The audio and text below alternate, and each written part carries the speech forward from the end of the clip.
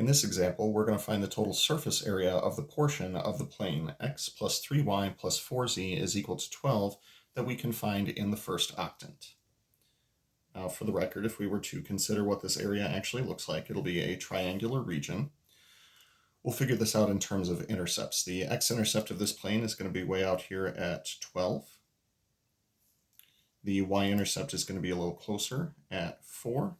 And the z-intercept is going to be up at 3. So the triangle in question is going to be this triangle right here.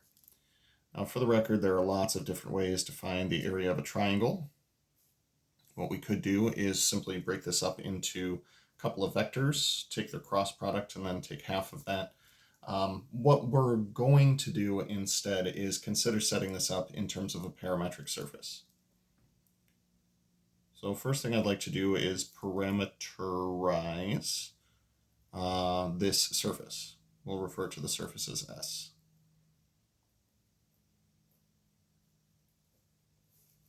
Now we're going to turn this into a vector.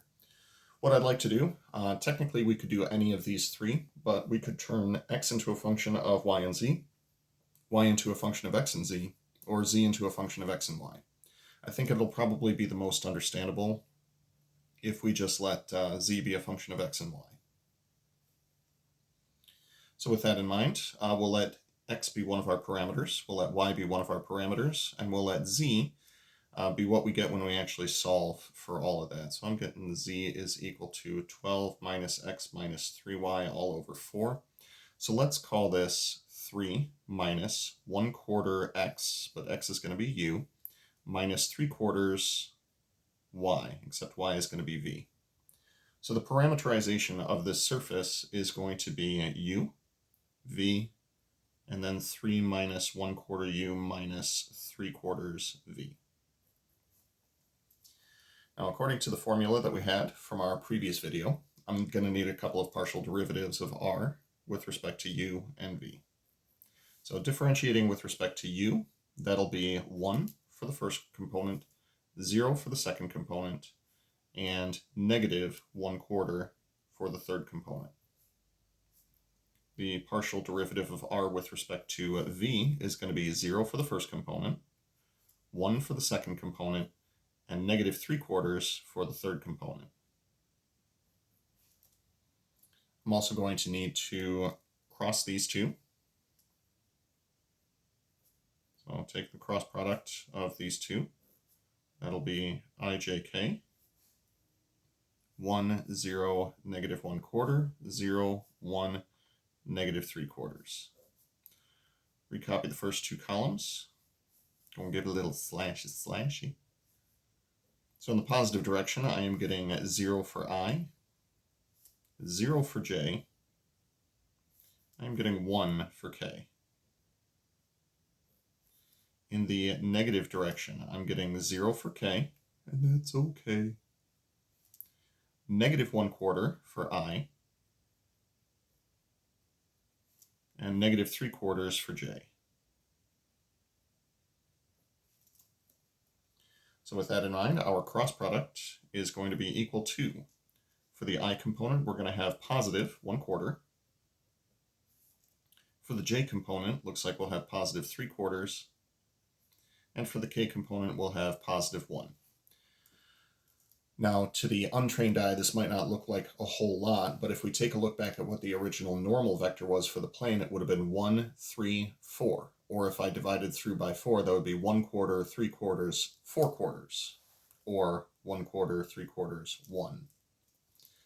So with that in mind, if I take the magnitude of this cross product,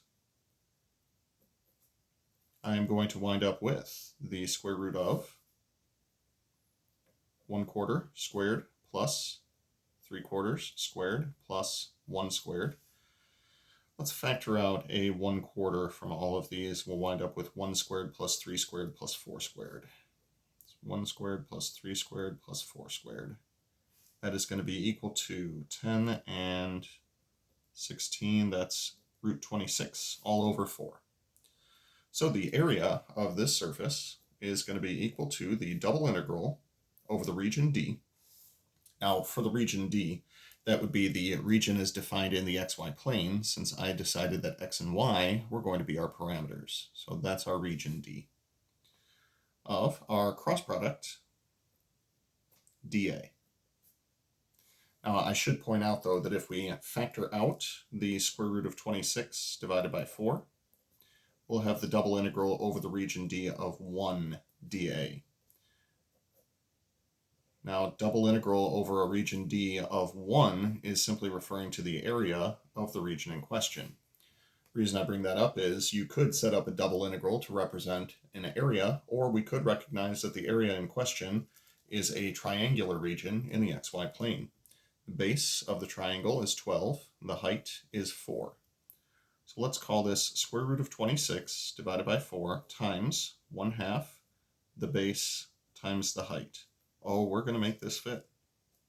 Cancel out the 4's, reduce the 2 and the 12. That's going to be 6 square roots of 26 for a final answer. Now again, if you wanted to verify this result yourself, what you could do is head back up to the original picture, turn these 3 points into 2 vectors, and take half the magnitude of their cross product. It should give the same result. That was an area formula from way, way back when we first introduced the concept of a cross product.